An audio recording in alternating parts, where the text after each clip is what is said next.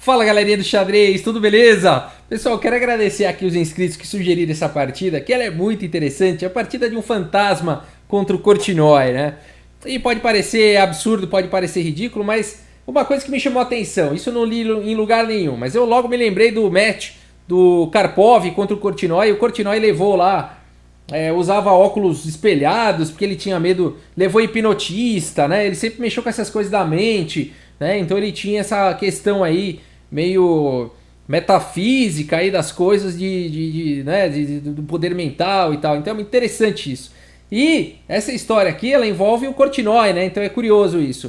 O Korchnoi foi procurado por um doutor lá na época, alguém ligado ali aos estudos da mente e tudo mais, e ao espiritismo também. E foi proposto então ao Korchnoi que jogasse contra o Geza Maroksi. O Geza Maroksi já havia morrido fazia muitos anos, né? Então, mas a proposta lá era que o Korchnoi jogasse com a interferência de um médium, né? Então esse médium captaria ali os lances do Geza Maroksi, que era um grande jogador, né, do período clássico lá de xadrez. E então esse médium jogaria contra o Korchnoi, né? Então faria os lances ali. E é interessante porque esse médium não tinha noção nenhuma de xadrez, pelo menos assim conta a história, né?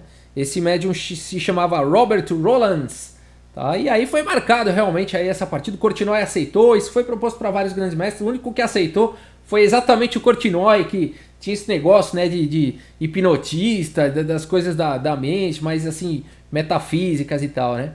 E vamos dar uma olhada nessa partida, que ela é muito interessante. Só para vocês terem ideia, pessoal, essa partida levou mais de 7 anos, tá? Porque o médium recebia e tal, fazia o lance. E aí tinha que mandar esse lance por escrito lá pro Korchnoi. Não tinha internet, né, pessoal? Não tinha nada disso. Foi em Foi quando que aconteceu essa partida aqui? Foi em 85? Foi em 85, já tinha até comecinho de internet e tal. Mas enfim, fazia lá por papel, mandava pro Korchnoi, tá? E o Korchnoi então fazia o seu lance, devolvia e assim foi indo.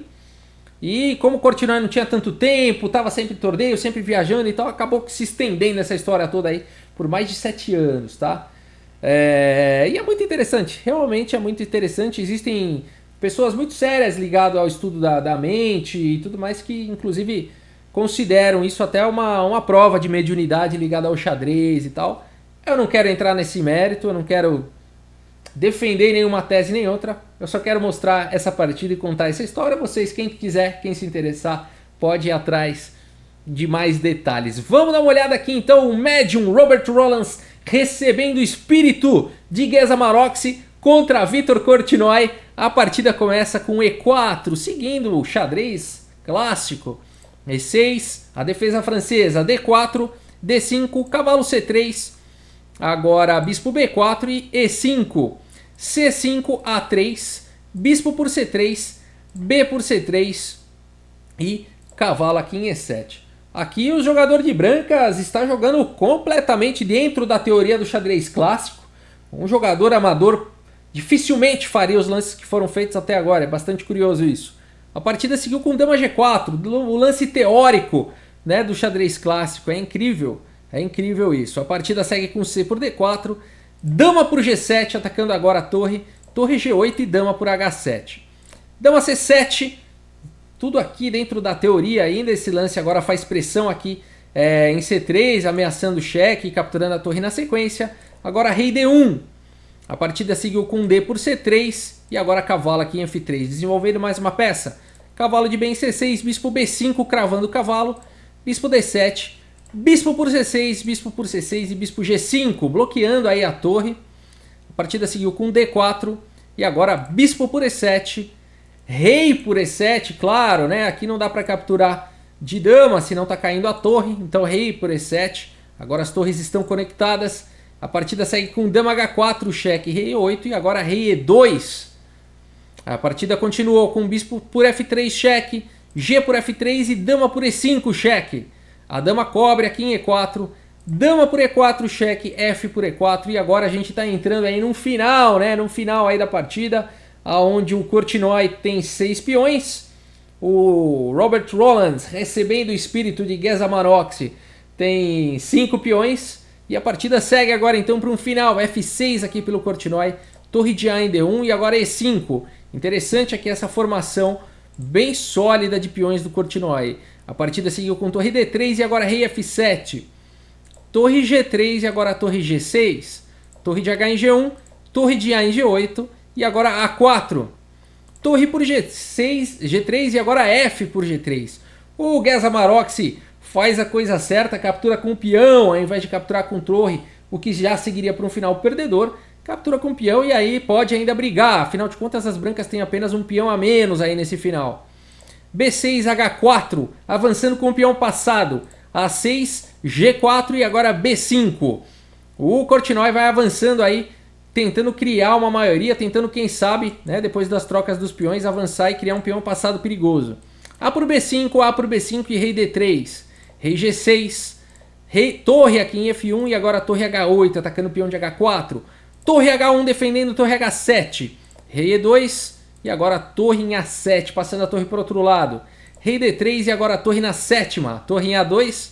A partida continuou com torre em F1 e agora B4. Avançando aí com esses peões. H5 cheque, rei G5 e agora torre F5 cheque. Rei por G4 e H6. O Geza Maroczy tem um peão passado na sexta horizontal.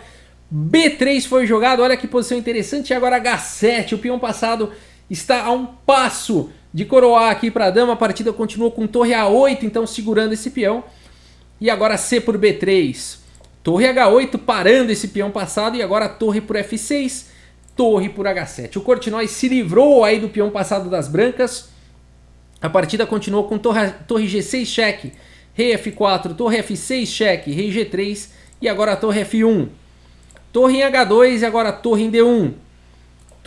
Rei F3, torre F1 cheque e agora a torre cobrindo em F2. E aí não tem mais muita possibilidade aqui para as brancas. As pretas já têm um peão passado muito forte. Depois de torre por F2 e rei por F2. O Geza Maroczy, ou o suposto espírito de Geza Maroczy jogando contra o Vitor Korchnoi, abandona aí a partida no lance 47. Nesse final aqui, né, de peões e reis. Né? Aqui o que está acontecendo? Não dá mais, né? Esse final aqui, ele é vencedor para as negras. Né? Vamos olhar algumas opções. Vamos lá. Vamos ver se as brancas jogam aqui B4. Tentando avançar aí com o seu peão passado. O problema todo é que as pretas têm C2 já ameaçando promover. Praticamente forçaria aqui um rei por C2, mas agora rei E2, criando aquele tapete vermelho.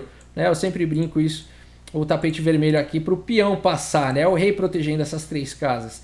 E aí não tem jeito, as pretas vão promover primeiro. Né? Por exemplo, B5, D3 cheque, rei C3, D2 e B6, tanto faz. As pretas promovem primeiro, D1 promovendo para a dama e depois de B7. Tanto faz aqui, pode jogar dama D3 cheque, pode jogar dama B1 mais seguro, né? Atacando o peão aí, não tem como as brancas continuarem aí no final como esse, né? É muito legal, né, pessoal? Olha, se foi, né, ou não foi. Agora, coisas interessantes. O médio não sabia jogar xadrez, né? Não sabia nada disso, teve que aprender ali as notações apenas para poder se comunicar, né? Como é que faz a notação de um lance e tudo mais. Muita gente fala que esses lances feitos pelas brancas poderiam ser lances qualquer amador faria. Eu discordo desse argumento, eu acho que podem existir muitos outros argumentos, né? Acho que podem existir muitas hipóteses aí, mas esse argumento não. Aqui as brancas jogaram muito bem, né? O próprio Korchnoi foi entrevistado, perguntaram para ele: você acredita que foi o Geza Maroczy? O Korchnoi acredita, tá? A posição do Korchnoi, ele fala que ele achou esse experimento bem interessante. Ele viu um jogo das brancas, um xadrez clássico, e ele fala old fashion. Ele falou, é bem old fashion, bem a moda antiga. Muito dificilmente um amador conseguiria, ou até mesmo um computador conseguiria simular, né, um estilo old fashion, o estilo do xadrez antigo, do que ele viu no tabuleiro. Principalmente o final, tá? Esse final que foi jogado muito bacana aqui pelas brancas. Ele fala que um amador, né, no final ele percebeu realmente ali que era alguém com extrema habilidade jogando aquele final. E também ao estilo clássico, ao estilo antigo, né? Então, isso tudo chamou bem a atenção aí do Korchnoi. Ele acredita, ele sempre foi alguém que acreditou, né, nessas coisas além, né, da realidade comum. Tanto que ele usou, né, o hipnotista, ele usava outras coisas, usava aquele óculos espelhado nas partidas e tudo mais. E ele acreditou, então, aqui que se tratava realmente do Geza Maroczy, né? Muitos estudiosos, muitos metafísicos também utilizam, inclusive, essa partida como material de apoio para os seus estudos aí. Mas aí é uma questão subjetiva, eu não estou aqui para defender nenhum lado nem outro, mas contar aqui os argumentos, contar essa história. Espero que vocês tenham gostado dessa história do fantasma de Geza Maroczy contra Victor Korchnoi. Pessoal, muito obrigado pela audiência, um grande abraço aí para todos vocês e até a próxima, valeu!